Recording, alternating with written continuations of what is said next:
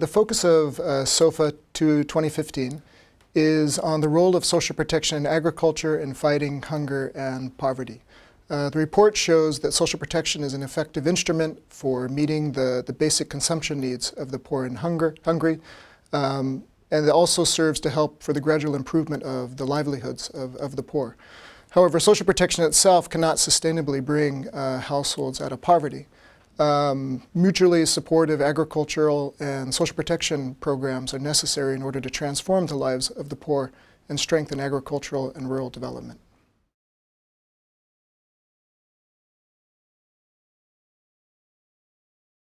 There are three broad types of social protection programs. First is social assistance, which is the most common program, which are publicly funded, non-contributory transfers, either in kind or in cash, to poor households. A second kind of program are social insurance, which are pooled contributory insurance mechanisms.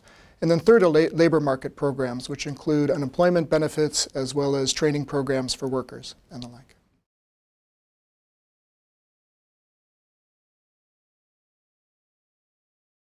And in generally, it's the lowest coverages in those regions with the highest poverty. For example, in sub-Saharan Africa and South Asia, about 20 and 30% respectively of the poorest quintile of the population receive social protection. So that's clearly inadequate coverage. In Latin America and the Caribbean, on the other hand, over 70% of the poorest part of the population receives social protection.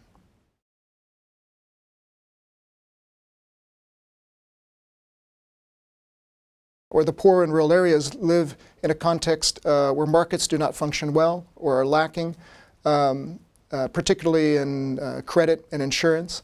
This constrains the economic opportunities of poor households, and it leads them to adopt income generation activities which are risk averse, which means that they increase the chance of survival, but they have lower returns and they continue in poverty. In the face of shocks, it also leads them to adopt negative risk coping strategies, such as taking children out of school, such as reducing their food consumption, such as selling their productive assets. So all of these together combine to keep households in poverty, despite overall economic growth in an economy.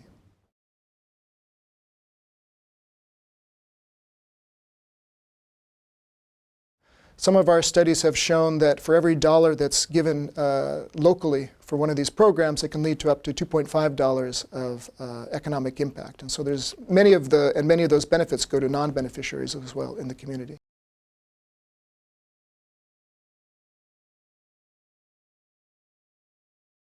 Transfers put in the hands of women tend to have larger impacts on nutrition, health, and education, which are among the key objectives of these programs. Moreover, social protection programs geared towards women can also have important impacts on their economic activities as well. These programs can allow them to acquire productive assets, improve their financial literacy, and take more control over decision making and over their incomes.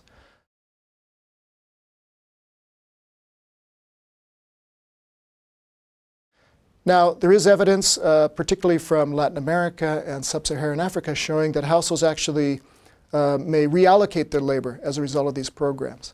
In many contexts, households will reduce their participation in casual wage labor, agricultural wage labor, which is an activity of last resort in order just to get cash, and instead they'll spend more time working on their own farm or in other family enterprises. So again, they don't work less, they work differently, and they actually produce more instead of less.